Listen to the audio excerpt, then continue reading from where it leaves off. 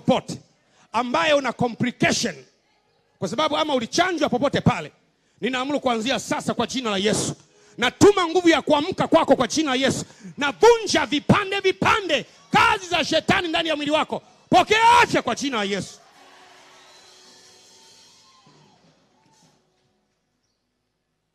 Twende kidogo, nataka kumaliza sasa.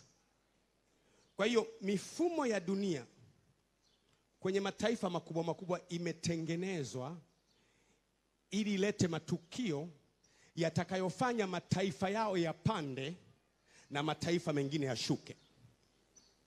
Kila jambo unaloliona, uwe ni ukimwi, iwe ni Ebola, iwe ni SARS, iwe ni vita mahali, iwe ni nchi kuporomoka, ni mambo yametengenezwa kwa ajili ya uzuri wa mataifa makubwa. Mataifa makubwa yana mipango ya miaka 100, miaka 200. Ili yaweze kuendelea kuwa kwenye hadhi yake, lazima yanakuwa na mipango. Mataifa ya poromoke yenyewe yaendelee kushikilia status yake.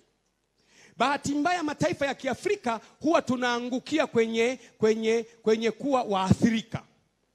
Waathirika wa agenda za kutoka magharibi. Magharibi inakuwa na agenda yake.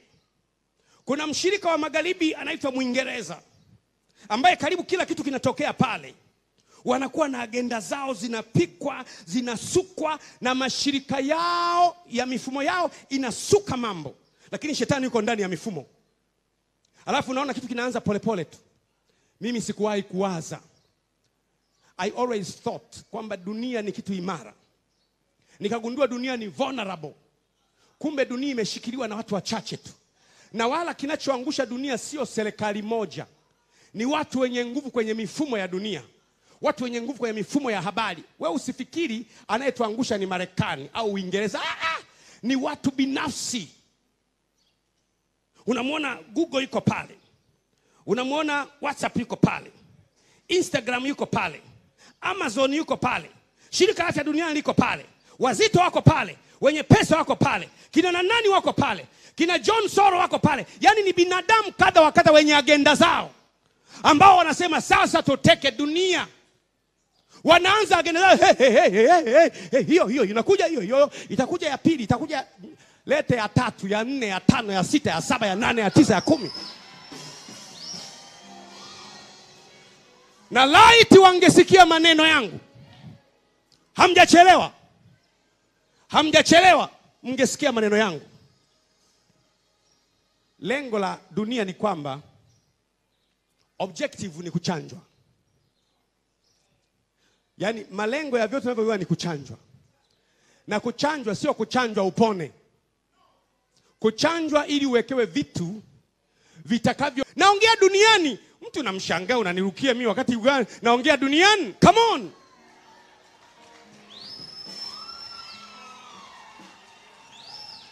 Ndio maana nikasema,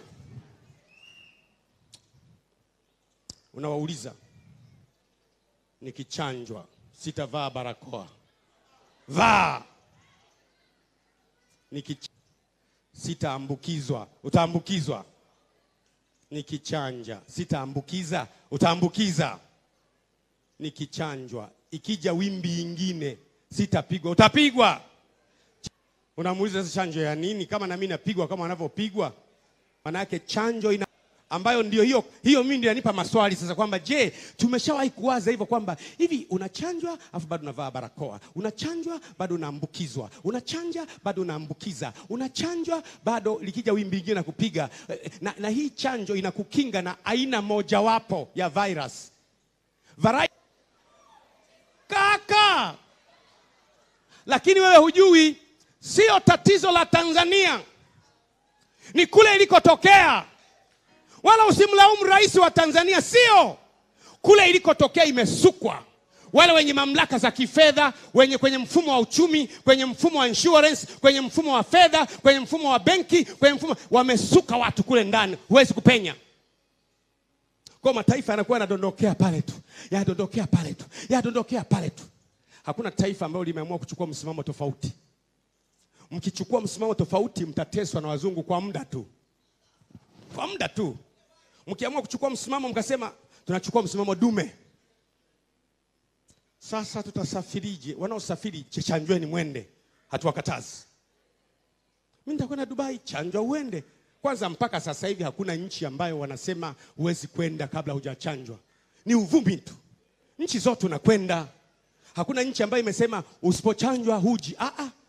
Marekani hawajachanjwa wengi tu. Tusijitie hofu. Tuwe matakwaje. Mwenisikia Jumanne hii mimi nitakuwa na mahojiano. Sikiliza vizuri. Nataka kupanua ufahamu. Yule aliyekuwa mkurugenzi wa Pfizer, Pfizer chanjo, rafiki yangu. Yule aliyegundua hiyo mRNA technology, rafiki yangu. Unanielewa? Mimi nakwambia najua kuna vitu siwezi kuongea kwenye public. Nimeamua Jumanne hii tutakuwa na Zoom meeting na wao. Aliyegundua hii chanjo yenyewe pamoja na huyu mkurugenzi mkuu wa Pfizer tutakuwa na Zoom meeting. Nitakupa linki kama ukitaka naye uingie. Tuongee, tuwahoji.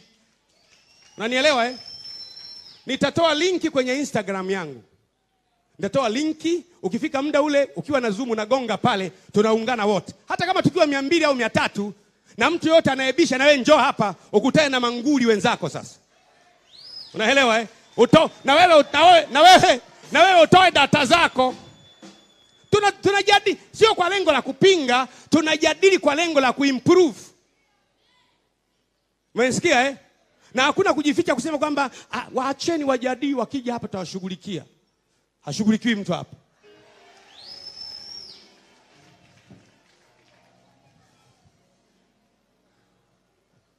Mimi nina conviction ndani yangu.